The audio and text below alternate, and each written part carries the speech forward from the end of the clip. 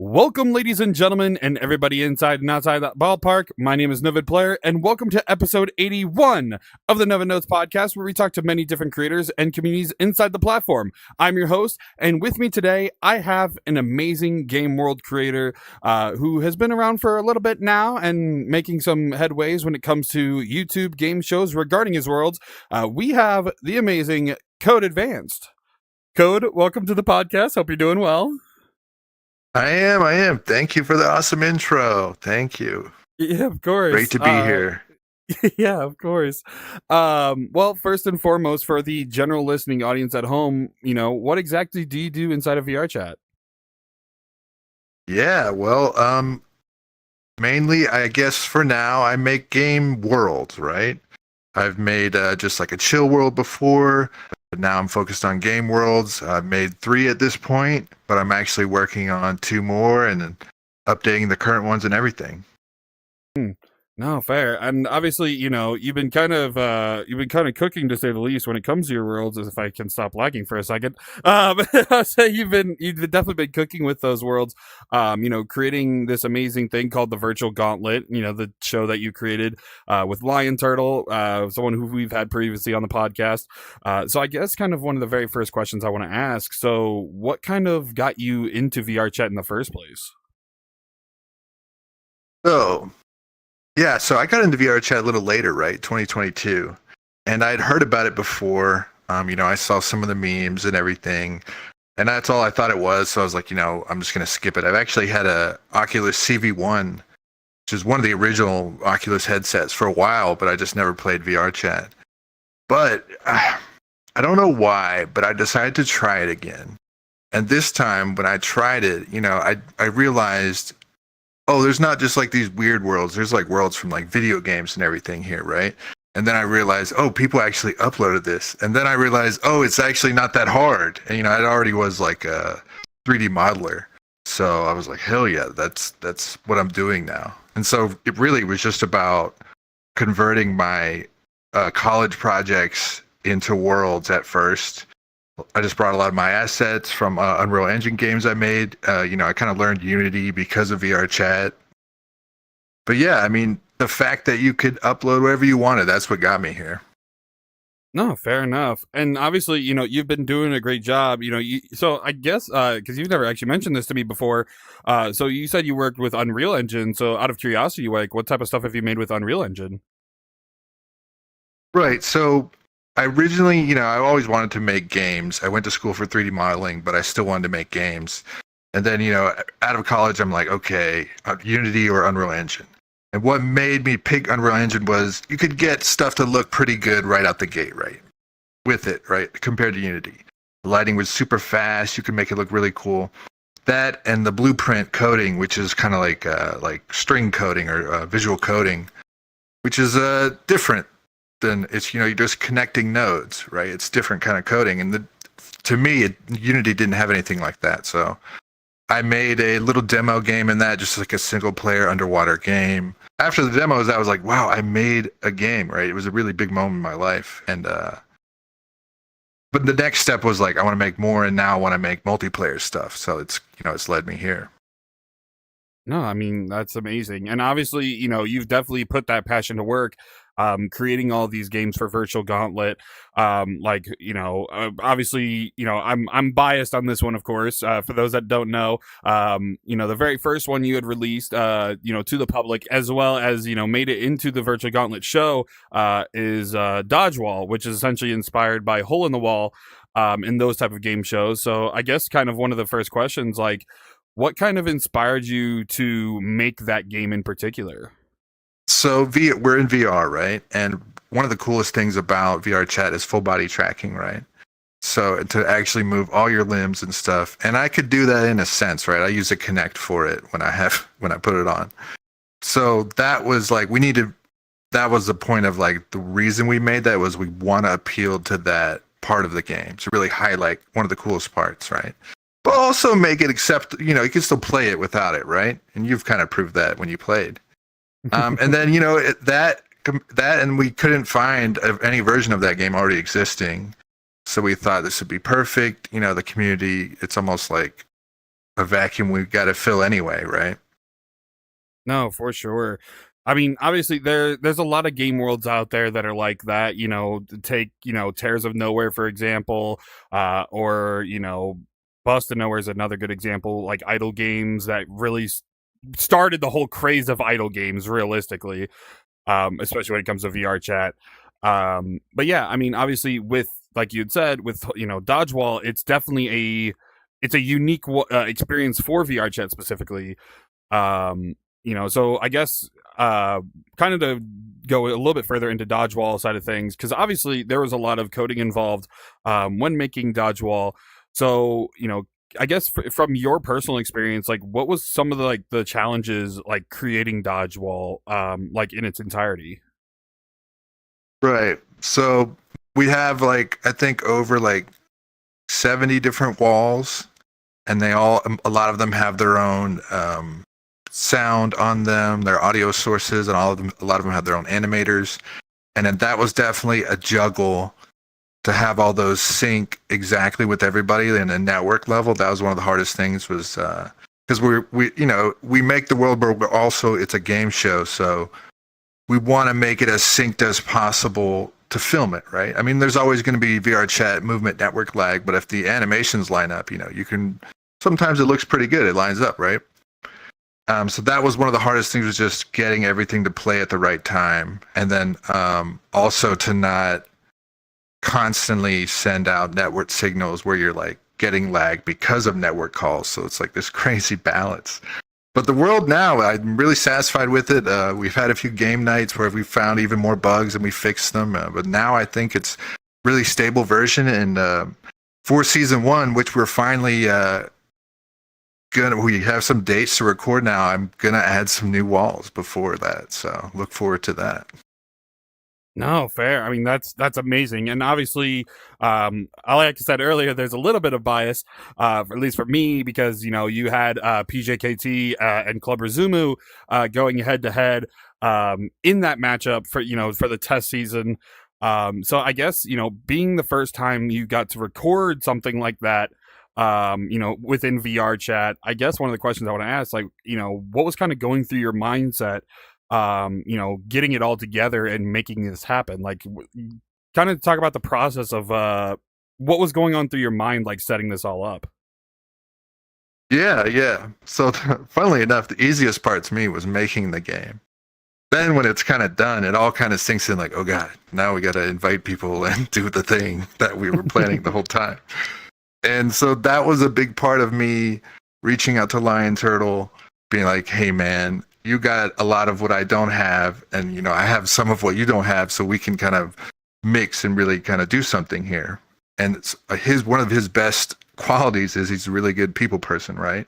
Knows a lot of people. He's good at not coming off in the negative kind of pushy way, even to like random people, right? So he really helped recruit the first teams, right? Both teams actually. And so I remember the first day when we were going to record it, we have this little camera system we set up.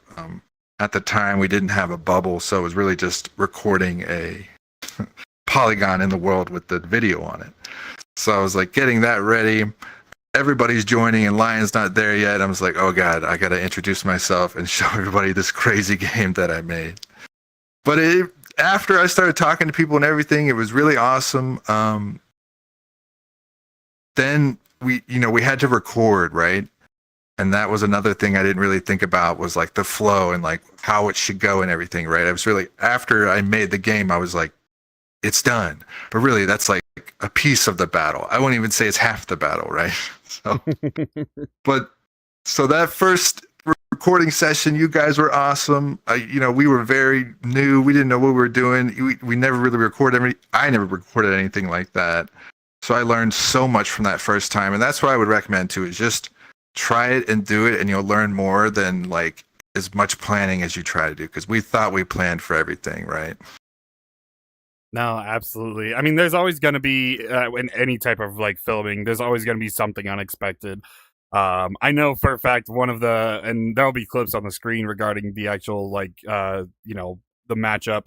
But obviously, one of the biggest things was the Narwhal technique of just laying down and hoping for the best. Yes. So I guess from a developer perspective, obviously it was a little bit unexpected, but it was very effective to say the least. So I guess kind of in the mindset of a developer seeing that happen firsthand, I guess kind of what were some of the what was like some of the things going through your mind in that case, like when we kind of figured out that little exploit. Yeah. Then I kind of really started to learn how VRChat players are. That was another thing about that game is I played the game like I would play it, testing it, and Lion did too, but I didn't really get a lot of different kind of people to test it, right? And specifically, just like even common people that play VRChat. And because, what's a common thing to do in VRChat? Sleep and lay down and stuff. It just didn't really occur to me. And it was so natural to them. So one of the biggest exploits was laying down. A lot of the walls you could just lay down and pass it.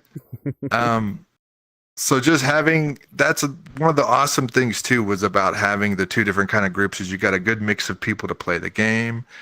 And we try to do it, hopefully like you're playing it for the first time. So it's like they didn't see those walls. They didn't know what was coming. So it's really funny, their first reactions.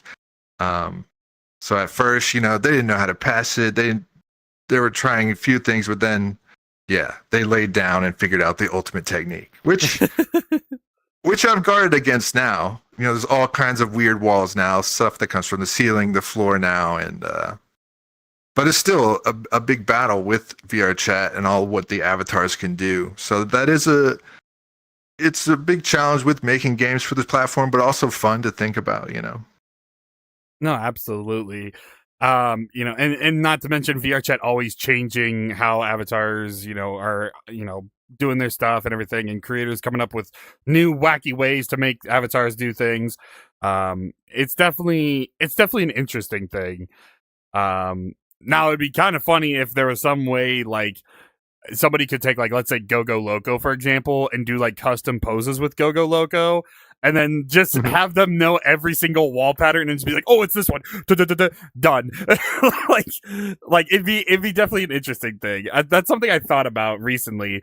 I think it was a night previously when we had a bunch of friends play the game night with Virtual Gauntlet and do that. I was like, I wonder if anyone could make custom poses for their avatar. Just go through all the walls and see if they could just match it to where it would work. I don't know. That would work if you knew them and you had that much dedication. Right. No, it's definitely an interesting thing.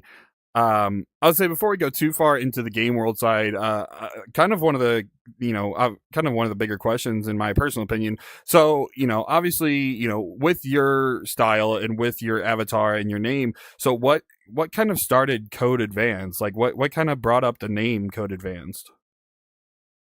Right. So, like I said, I went to school for 3D modeling. I actually originally started as computer science, but then I learned how much math I would have to take. So I switched to 3D modeling degree. But I've always wanted to code and make games and stuff. So I actually came up with the name before the ability came, really. So I can't remember why I chose advanced, but I wanted to use the word code because I thought it was cool, right? So it was almost like willing it into existence, right? CodeAdvanced. Now you have to do this thing, or people will be like, why are you called that? So my skills have improved since I've made the name. It was almost like willing it. Fair, yeah. You know what? If anyone ever asks you that, you'd be like, "Oh no, I just love the Game Boy Advance or something." I don't know. Easier story. No, it's all good. I'm just teasing. But no, that's what's up, man. I mean, yeah, no, it definitely takes a lot of math for like computer science and stuff. So that's definitely relatable to say the least. Yeah, it was scary, man. Numbers are scary. But name aside, obviously, when it comes to being, a VR chatter, obviously one of the biggest things is how you portray yourself using your avatar. So out of curiosity, what kind of inspired you to make this into your normal avatar? Yeah. So that was one of the other cool things about this game, right? Is the avatars. And when I came in here, I went to one of those worlds that has like 100 avatars. You can pick some avatars. And then, but I didn't know that people, like random people, could upload avatars. But after I learned that, I was like, oh, cool. But then I thought, well, okay, what would I want to be? Obviously you could be any cartoon character, whatever you want it to be. But I wanted to be something original, try to be.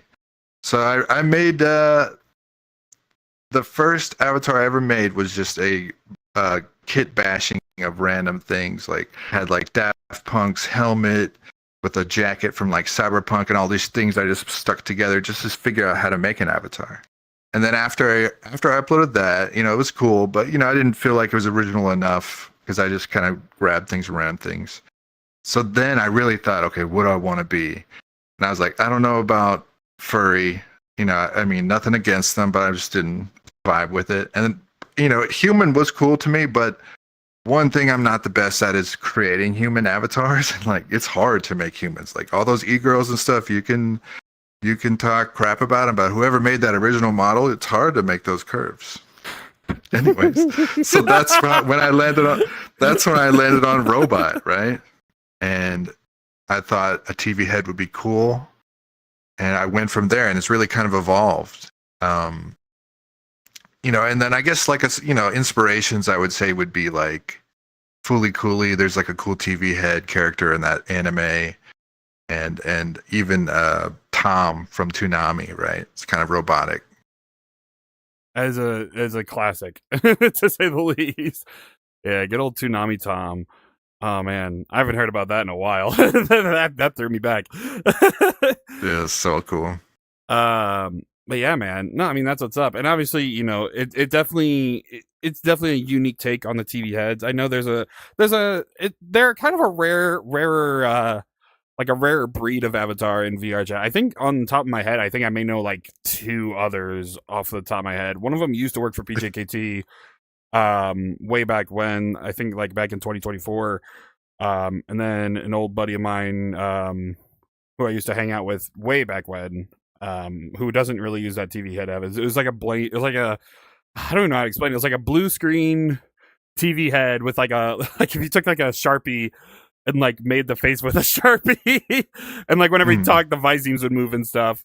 You definitely got the most advanced one, no pun intended. But I promise that pun was not intended. But it's definitely cool to say the least when it comes to all that. Because obviously it's essentially defines who you are to, the public. That's what people see when they, go to your worlds or whatever the case may be. Or at events or wherever on VRChat.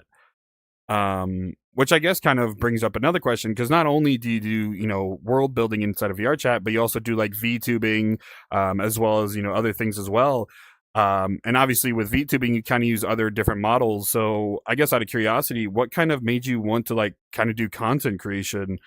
Yeah. So after joining this game and making whatever I wanted, I also wanted to show people, right? So that was kind of like that's why I wanted to make content, right? Then I would explore worlds in VRChat and I would show those off, and then I'd show my own stuff off too, right? But then I thought, in VRChat, there's so much more possibilities than real life for streamers, right? You have access to all these crazy things, and so I was like, okay, what if I played Zelda but as Link, right? So I started playing a Let's Play of Zelda as Link, as a Link avatar, right, that I found. And then eventually I created my own avatar of Link that's like a cyberpunk weird mixed version of him, and that's what I use now. And yeah, I just think it's cool to have like the character playing the game, even though, I'm not saying I'm acting like Link. I don't go that far. It'd be cool if I did. I don't make the sounds and stuff. I still just act like me. But I just think it's cool to have the avatar for the series. I've also played an old RPG called Dot Hack, and I used some of the characters I found in here for that to play. And I just think I like to watch videos like that on YouTube, so I just think that would be cool for me to watch that. So that's why I did it. And I still do the Zelda stuff. It's kind of slowed down because of the the Virtual Gauntlet and stuff. It's kind of because that's also like making games and also content, right? So it's kind of like merging both of the things I like to do in here. Yeah, no, of course. And obviously, going from content creation into, world building, it's definitely a huge step up. Because I remember from me personally, like one of the first times I remember seeing your content was, I believe it was like some of the VCAT stuff that you were putting out. I want to say that was 2024 question mark somewhere around there. I think it was I think it was just one of the summer ones. I don't know if it was, I'm pretty sure it was 2020. It wasn't last year. It might have been the year before that. Yeah. Was it 23? Wow. Time flies. I know you were putting out definitely like a few different ones. I do remember that. So it probably was 2023. I don't know. Editor, put it on the screen. Anyway, you know which one I'm talking about. But it's definitely a step up when it comes to putting yourself into these spaces and showing the world what these spaces are versus making your own spaces, or worlds, I should say. I shouldn't call them spaces, we're not on Twitter. But so obviously, and kind of before we go too far into the Virtual Gauntlet stuff, because obviously you do have some worlds prior to the Virtual Gauntlet, because not many people know about this one, at least from what I've heard.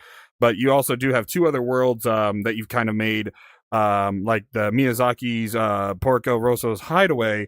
So I guess out of curiosity, obviously it was inspired by, the, adventure fantasy film. But like, what kind of made you want to like kind of recreate that in VRChat, I guess? It's definitely an interesting thing to say the least. Yeah. So I love Miyazaki films. I saw that Porco Rosso much later in life. It was in college, and I fell in love. Like, I love that movie, right? And I also fell in love with the main character, his hideaway, right? It's like kind of like this weird cove type of thing with a hole in the top. And so right out of college or during college, I started making it in Maya, right? Just making it for fun. I made the character, the airplane and everything. And then when I got into Unreal, I was like, okay, now I need to make it in here. So I made it in Unreal, right? And then that was cool. So obviously when I came to VRChat, I was like, okay, I got to put it in here. So I made it into a world in here. It was cool. I have the music in there. It's still in labs, but understandably, because I know VRChat with like copyright and everything. But I love that movie. It's cool. It's like one of my favorite spots to just relax. The modeling and everything is a little rough, but the vibes are there. No, absolutely. I mean, realistically, at the end of the day, it as we all know, with VRChat, VR itself is a niche. But to make something, because to be fair, I never even heard of it until like very recently. So it's definitely, it's definitely one of those like, if you know type things.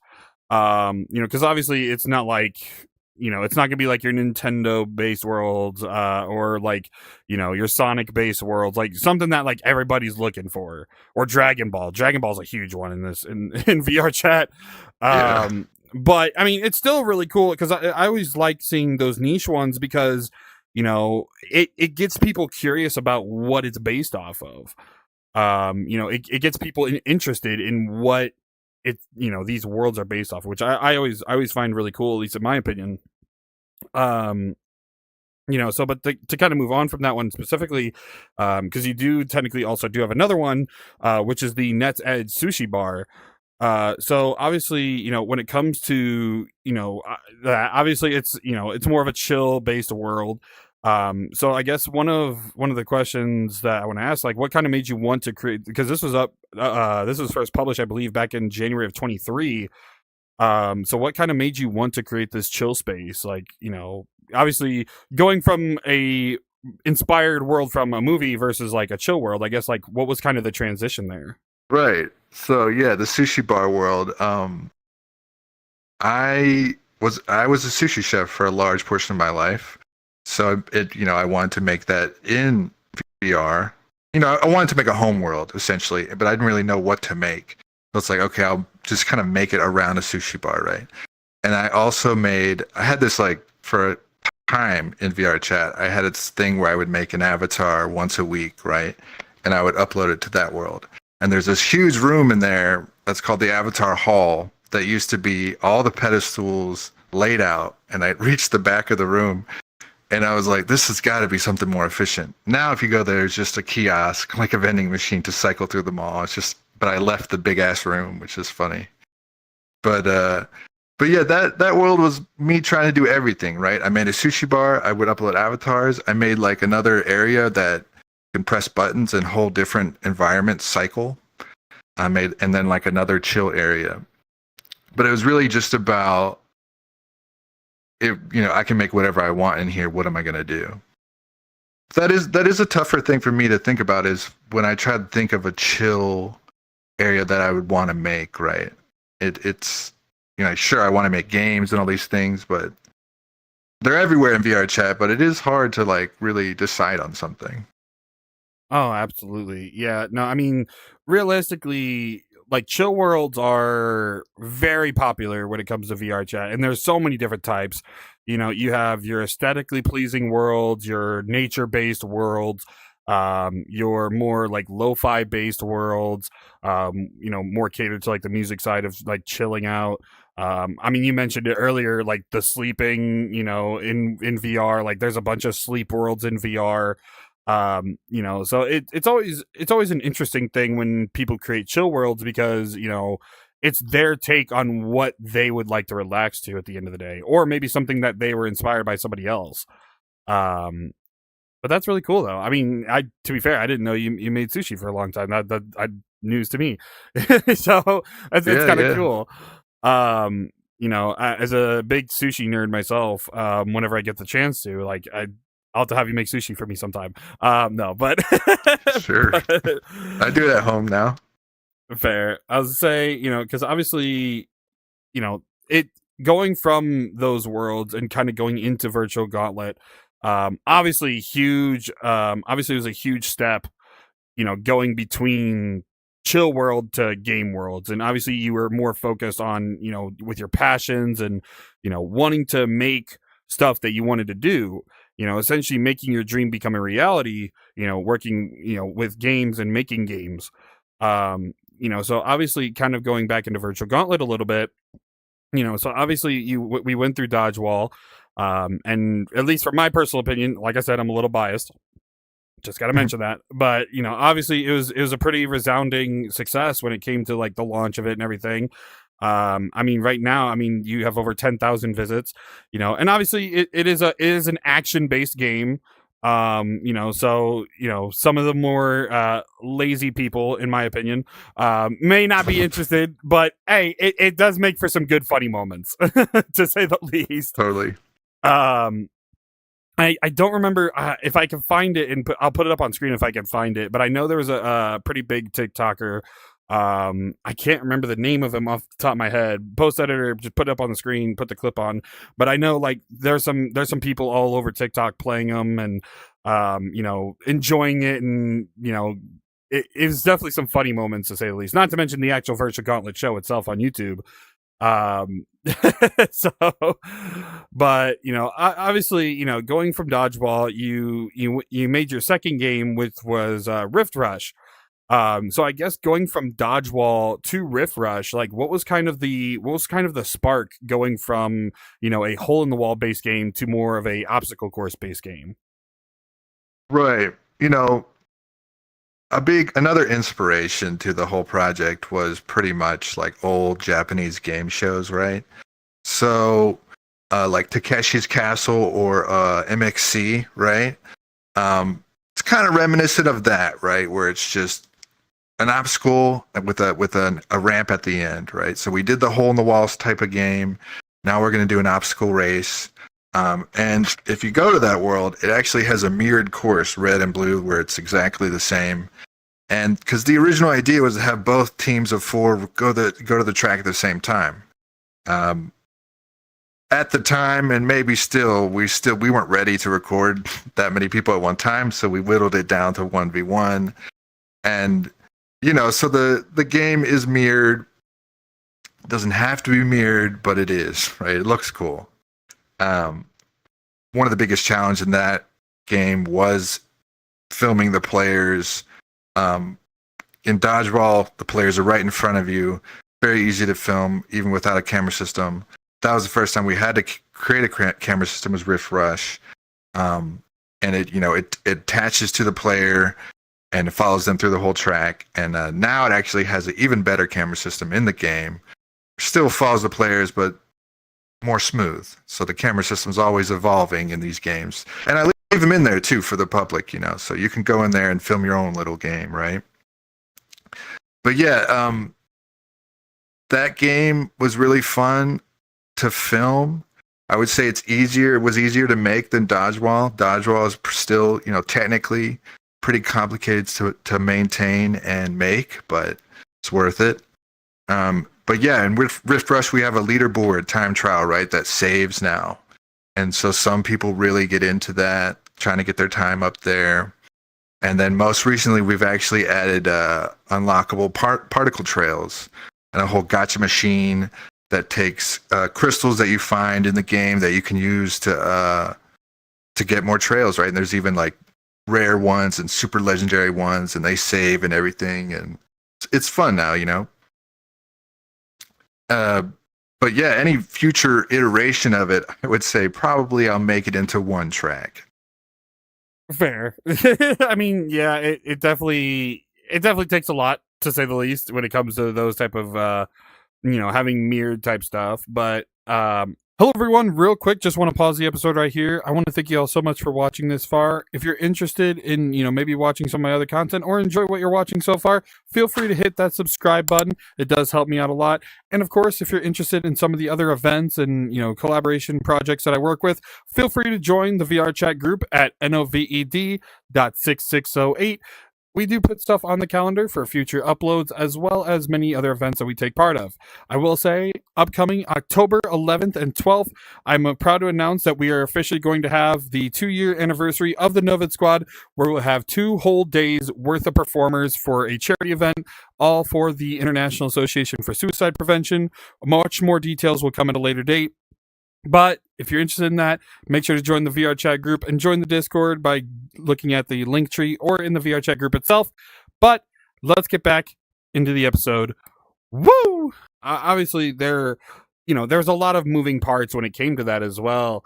Like I know for the actual show side of things, you had the Lighthouse and Club O, I believe, if I'm not mistaken, for that. So I guess, kind of to ask kind of a question that kind of goes from dodgeball into Rift Rush.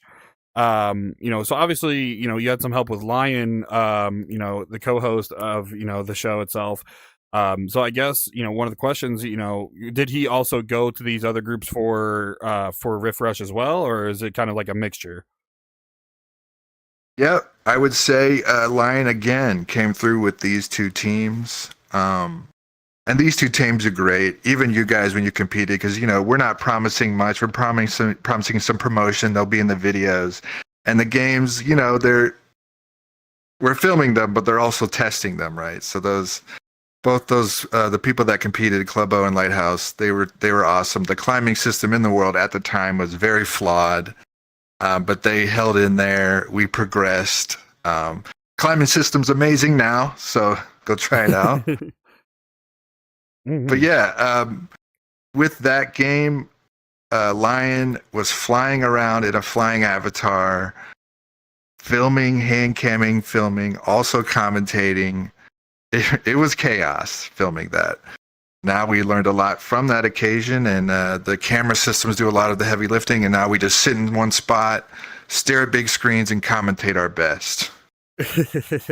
Hey, it's always a process, and commentating it's a lot harder than people think sometimes. It is. That's coming from a first person perspective, because I mean, getting the honor to do some PJKT tournaments, commentating, it's definitely, especially if you're newer to the commentating scene, it's definitely a very interesting thing, especially it being the first time. I'm very new. Yeah, I mean, hey, overall, overall, in my personal opinion, I think they all went great. And if you haven't seen any of them, you should definitely go over to the Virtual Gauntlet YouTube and check them out. Links down in the description. But it's definitely a crazy thing when making Rift Rush, because obviously you have the different obstacles, you have the climbing wall, you have the gliding system, you have all these moving intricate parts, the speed boost pads and everything. So I guess kind of one of the questions, you kind of mentioned the inspiration a little bit, but what kind of made you want to choose the specific obstacles when it came to Rift Rush? Right. So each obstacle, I didn't want to do the same thing a lot. So each obstacle I wanted to be pretty different as much as I could. So we got the big climbing wall, then we got gliding, and then we got some spinning obstacles, then we got some like platforming ones, and then some huge rotating walls. But a big strategy to it all, unfortunately, was to prolong the race, because we didn't want players to beat it so fast, because we were recording, right? And we didn't know how fast people could do it. Now, I'd say a really good time if you go to the world is probably about 5 minutes. If you can get 5 minutes, that's pretty good. But we thought it would take them much shorter. Come to find out, some of them, it took like 30 minutes, and it's pretty, when you're playing the game for the first time and there's some glitches, it will just take a long time. But even now, a lot of the design was just about patience, right? You could try to rush your way through it, Rift Rush, but you'll just keep dying over and over and go crazy, right? There's also like a huge, intricate, invisible anti-cheat walls everywhere, so I dare you to try to fly through it. Try to get all the checkpoints. It's easier not to cheat. Fair. Yeah, no, it's funny because on the last episode we had Astro, and she had mentioned during her birthday celebration how Chris Connie haunts her dreams because she kept falling during the event and stuff. But yeah, no, it was definitely a funny thing, to say the least, because like you said, some people struggle with it, some people are really good at it. I think, if I remember correctly, I think my best time was like 4 minutes and something. I think, I could be wrong. Yeah, I think you're right. I remember that. Yeah, and I know recently you did a game night, and a good homie of mine, Shopao, beat my time. So eventually I'm gonna have to. Me and Shopao are gonna start having a rivalry on that map. I hope you realize that now, because he's a speedrunner. He loves the speedrun stuff. Because I was so surprised at the time. I was like, "What? His first time?" Yeah, no, Shopao is definitely an amazing speedrunner. For a little bit, he actually held the world record for peak for a little bit. Oh wow! Yeah, no, all right, that's who I'm dealing with. Yeah, no, I mean he's nuts. He's absolutely nuts. So, and I know when we had VCAT, this past VCAT, which would have been summer 2025, they, in the, I think it's Parareal Hawaii World, they had that like shooting range. Oh dude, he was he was trying for the most impossible score ever. He's a speedrunner. God love him. Hi, Show, if you're watching this. But yeah, no, I mean it's definitely a lot when it comes to making these games and stuff.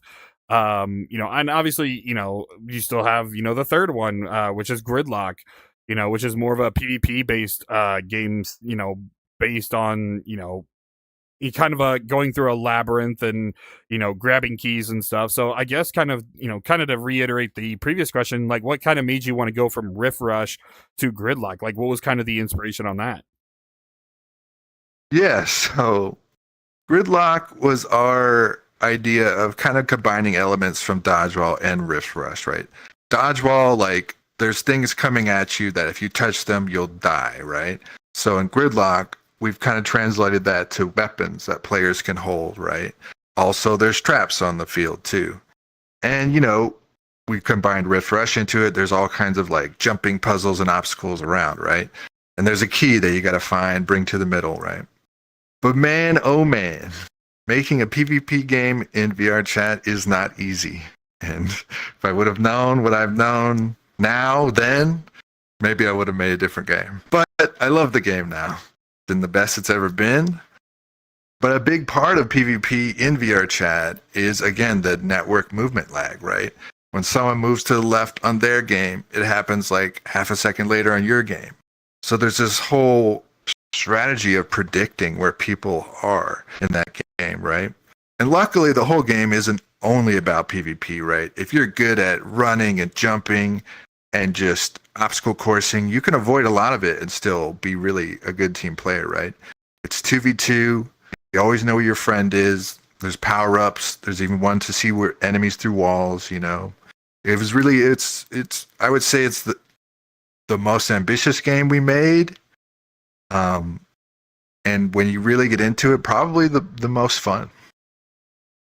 No, for sure. And, you know, obviously having the teams from that game, because you had the Helldivers versus Altered Evil, which, I mean, two amazing, you know, totally different communities in that sense.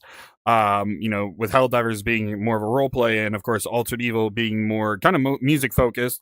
Which I guess we should mention at this point, like, kind of to backtrack a little bit before going too far into Gridlock, because Altered Evil actually made some of the music that you now use for the worlds. So I guess out of curiosity, like, how did that kind of come to be? Like, how did you get in contact with Altered Evil to like make the music? Again, my amazing relationship with Lion came through again. he was talking to I think he was talking to Vinny, told him about the game, told him about our struggles with music, right? I've had a few tracks I've made myself with a synthesizer I have, but nothing, other than that, it was copyright free stuff. And, we didn't really have any money to throw around, but, Vinny was like, of Altered Evil was like, use our music, just promote us a little bit. That's cool.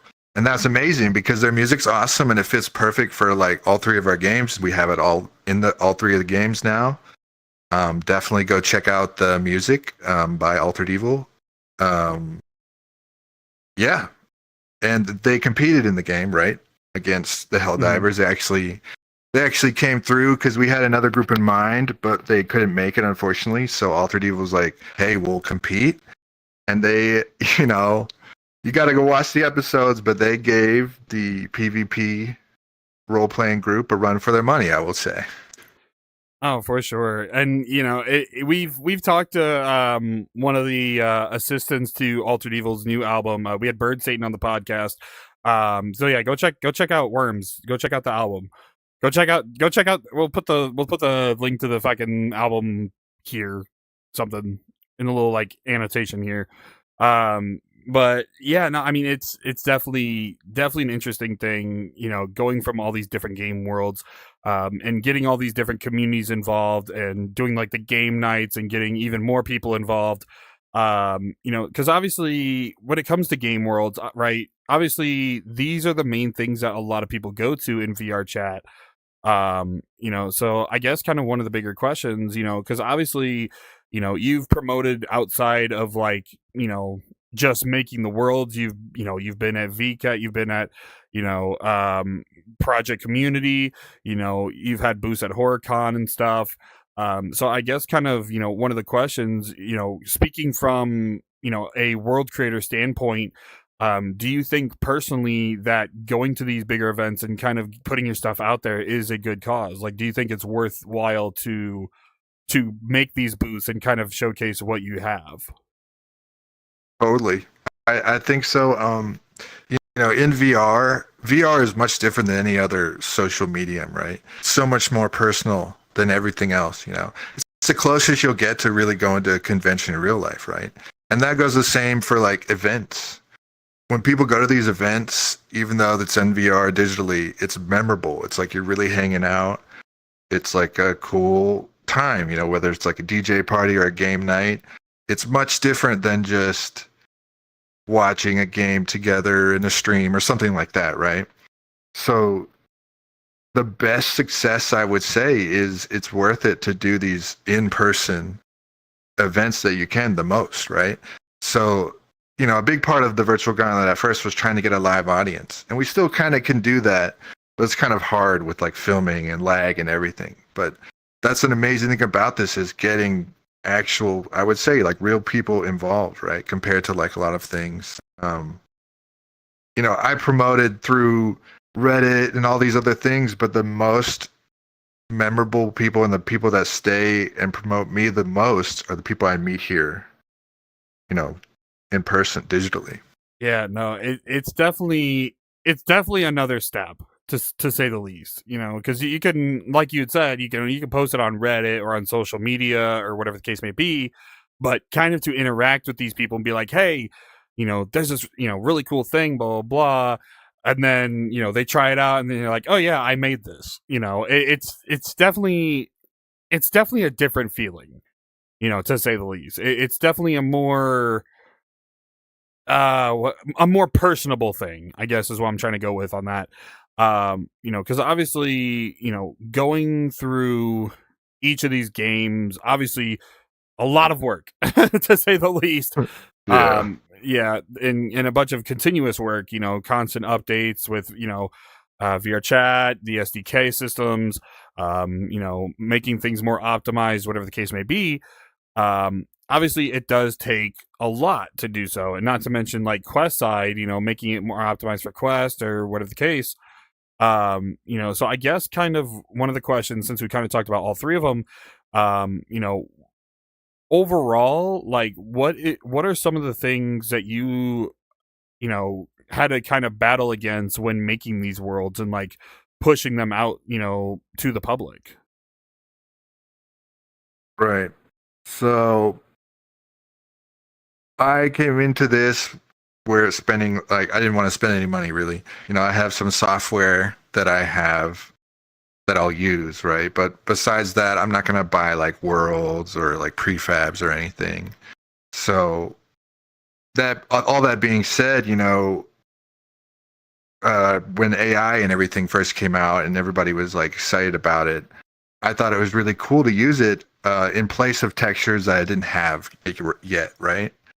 But that was like very big blowback.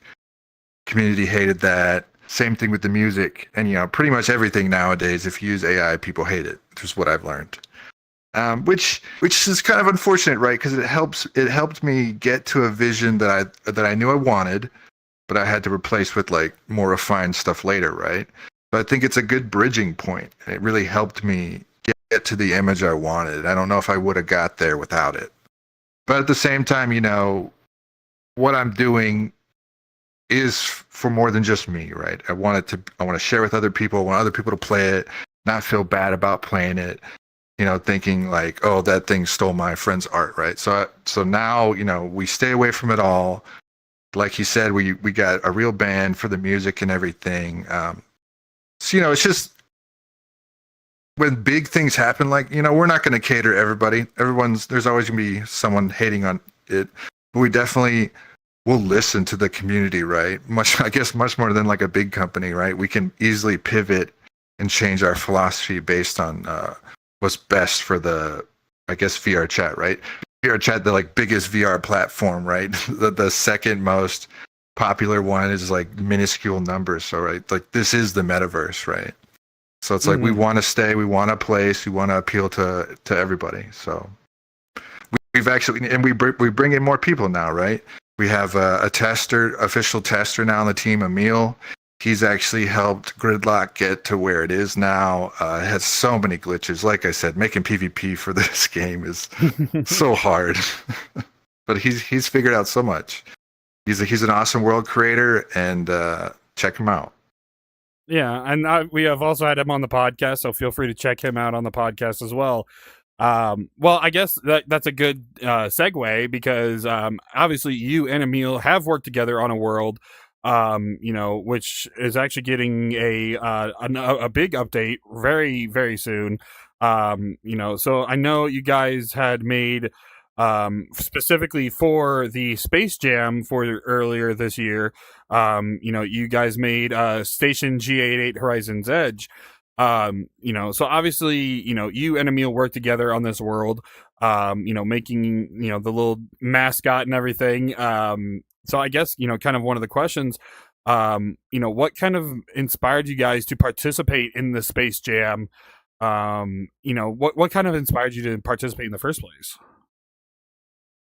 Right. So, we're always interested in any contest that VRChat's holding. And Emil was very excited. And there was a funny moment where we told each other about the contest. And then I told him, I was like, okay, so do you want to compete or do you want to collaborate? And then he was like, oh, let's collaborate. So that's how our partnership formed. And he and I both never really worked with other people on stuff like this. So it was our first time. And we kind of found our grooves. I did a lot more of the scripting stuff. He helped a lot more with the assets and lighting. And so we had to follow a theme with the Space Jam, which was like sustainable Earth living, like beyond the Earth living, right? So we made like a space station where, it's not only just a space station, but humans are doing well there, right? They can make their own food, grow really fast. It's cool, comfy, has a cool little chill anti-gravity room, right? Even has this little mascot called Astro Buddy, always there to help you in all kinds of forms, hologram and everything. And we got a special mention in the contest, so that was awesome. We got a little digital trophy from the Australian Space Agency. Very proud of that. But through that, we were one of the only ones that made like an avatar mascot, right? And in that world, you can collect collectibles, and if you collect them all, you unlock the avatar. And so we had a few of us hanging around as the avatar, and Astro Buddy's very cute, but he's also, in a way, could be very creepy at the same time. So kind of lore just naturally came out, like, what if he was evil, right? And so now we've talked about that more and more, and Emil, and now an even bigger team. We have voice actors, script writers now, music producer. It's kind of a much bigger project now. We're calling it Astro Anamoly. And right, it's all about Astro Buddy. He's in it. He's there to help you. And we have a demo in the works that we plan to have out really soon. But besides the demo, we want to release chapters of the game over the next, a couple years probably. 4 chapters. We plan on 4 chapters. And each chapter kind of progresses different kind of gameplay, but the story flows through them all, right? But it's not the same type of gameplay each one, right? We're planning kind of to progress elements as we go on. Mm-hmm. Yeah, I mean, it's definitely an interesting thing, to say the least. Creating something for one of the world jams, and essentially expanding on it as its own like little, I guess you can call it universe, story, whatever you want to call it.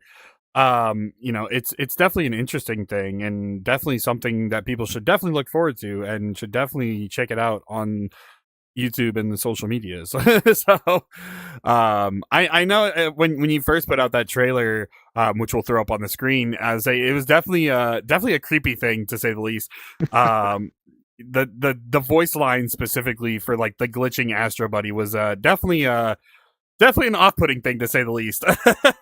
but hey, I mean, it's part of the genre, right? You're making it into somewhat of a horror-based outlet for this storyline, and it's definitely really cool, because definitely horror is definitely its own niche. There's obviously VR being its own niche, but horror itself it's a niche in its own niche when it comes to VR and VRChat. It's definitely a crazy thing. So I guess kind of one of the questions I want to ask in that regard, because obviously there is a lot when it comes to, expanding upon, the space station and stuff. So I guess if there's anything in that regard, you don't have to spoil anything, of course. But going from the world itself into this horror story, what's been kind of some of the progression, like leading up to it, leading up to what you have so far? Like what kind of made you want to go the scary like route, per se, I guess is what I'm trying to go with. Yeah. So like the original Space Jam world we made is just kind of, you go through the world at your own pace, and there's not really a narrative, but kind of, if you just kind of piece it together in your mind, whatever you want, right? You find Astro Buddy. And we added a bonus area underneath that's like this really creepy area, added a lot of Easter eggs to like the demo we're making. But then we thought about, okay, but like the demo and the games that we're making, how do we want them to flow? Not really the same way. So it's going to be much more, we're going to limit it to 4 players. We've decided 1 to 4 players. And each, you progress through each room, but there's going to be ways to progress. Not really escape room, but you have to progress together, right? And it's a much different philosophy than making the just go anywhere world. Everything comes into play, right? How tight should the corridors be? The lighting is such a big thing. And then also one of the hugest things is the sound design, right? So important for horror. And in VRChat, it's a little tricky for network syncing because we want it to be 1 to 4 players. We didn't want to just make like a single player game. We still want it to be multiplayer. So syncing still comes to play. It's very important to me with that all that people aren't seeing different things because we have some cutscenes. People get frozen, and we have all these systems already in place, right? The demo is really far along. But yeah, it's still what's scary. And if we do use a jump scare, it has to be like rare and tasteful, right? It's really about the ambience and just being creeped out naturally, almost in your own mind, a lot of the things. But it's hard. Luckily, we do have a script writer, the Living Jukebox, if you ever heard of him, really helping a lot with the story. And it's come a long way than what Emil and I first came up with. We're world builders and everything, but we're not really the best writers. So he's really helped us flesh out the world and Astro Buddy. And we have, the whole story scripted out up to chapter 4. We just got to make it now. And it's an amazing story we have planned out. And that's what I'll say too, is it's really, the story is the first and most important thing about what we're doing. No, for sure. And obviously, it definitely takes a lot. Like, you mentioned you made, you expanded upon the team and, got more people involved with the project. So it's definitely more, a lot more to do, to say the least. Yeah.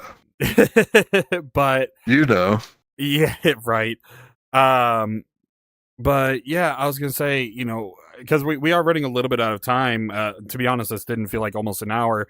I was gonna say, kind of one of the bigger questions when it comes to all this, because obviously, making different worlds, from chill worlds to game worlds to exploration based worlds, it definitely takes a lot, so one of the questions I want to ask, for maybe somebody who's interested in world creation, or maybe even game creation, like what's one piece of advice that you can give to somebody who's maybe interested in starting something out like that?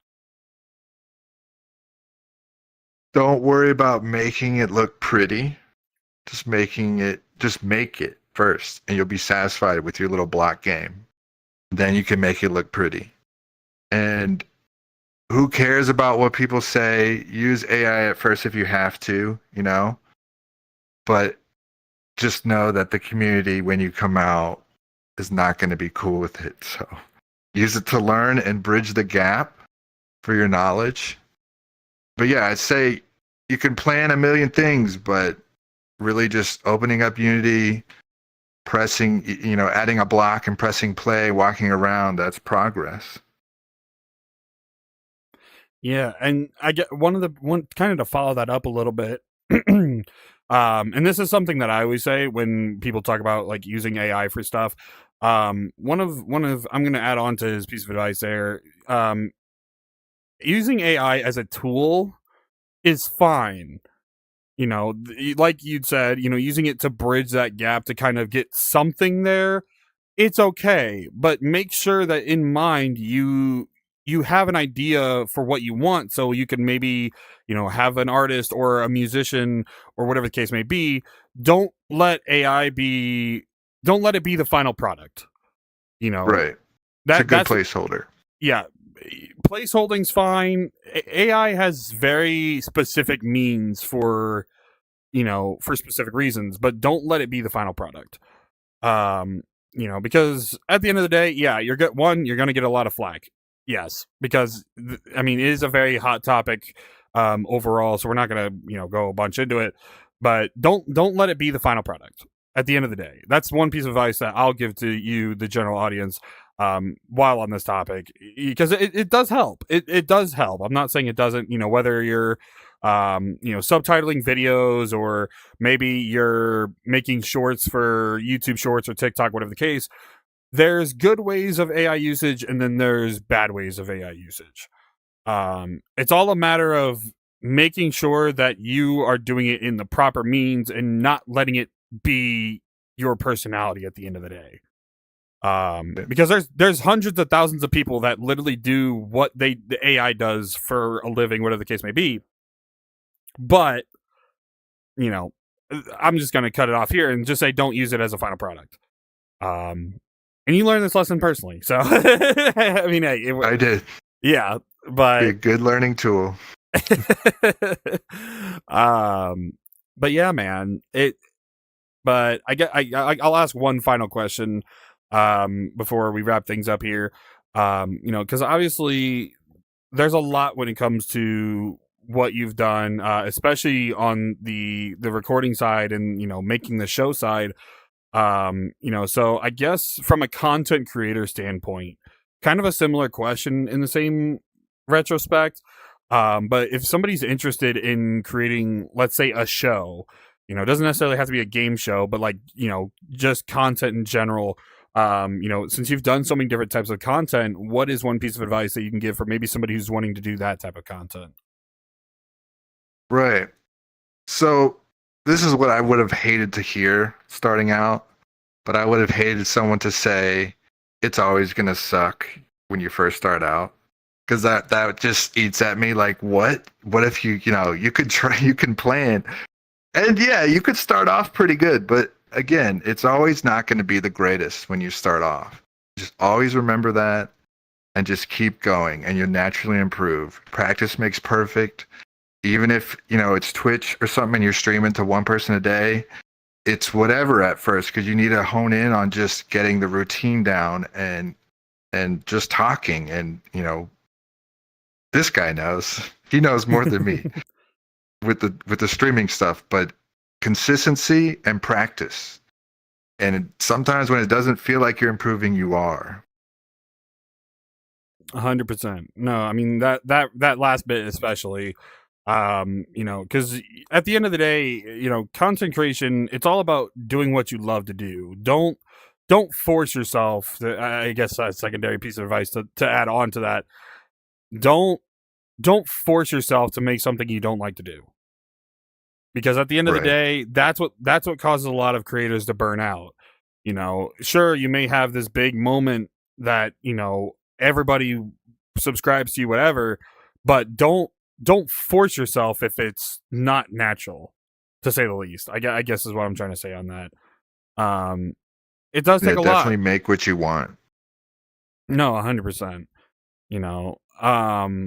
But yeah, man, I'll say, Code, it was great to have you on. This is a blast. It's about time we finally got you on.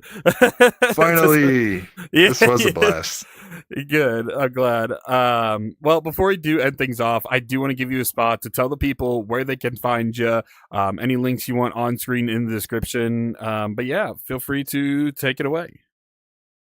Yeah. All right. Follow me at the Virtual Gauntlet on YouTube.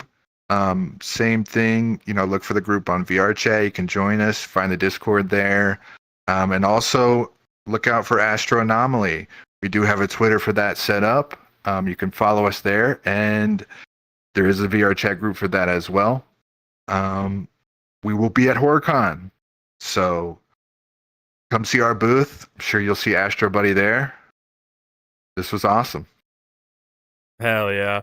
And I guess a little bit of a spoiler, because I know this will be roughly the end of September when this episode comes out. Code here is actually also one of the world developers for the Squad for Fest world. Obviously, there's probably going to be a little mid-roll promoting the event. But yeah, Code here is also helping make the world. He will also have a booth with Metaverse Degen at the world itself. So make sure to come by October 11th and 12th, all that type of stuff. You probably already heard all this in the mid-roll, but yeah. Gotta plug the charity event, where it's a huge charity event for the International Association for Suicide Prevention. So if you're not, if you're not doing anything on the 11th and 12th, make sure to be there. It's gonna be a blast. I know you'll be getting where it stands right now. I know you and Glitch will be getting the world sometime this upcoming week to work on your guys' side of things. Yeah, lots of amazing stuff. I don't want to spoil too much, but just be excited. But yeah, man. With that, ladies, gentlemen, everybody inside and outside the ballpark, that has been it for episode 81. Yes, of the Noved Notes podcast. I want to thank you all so much for watching, listening, depending on what platform you're on.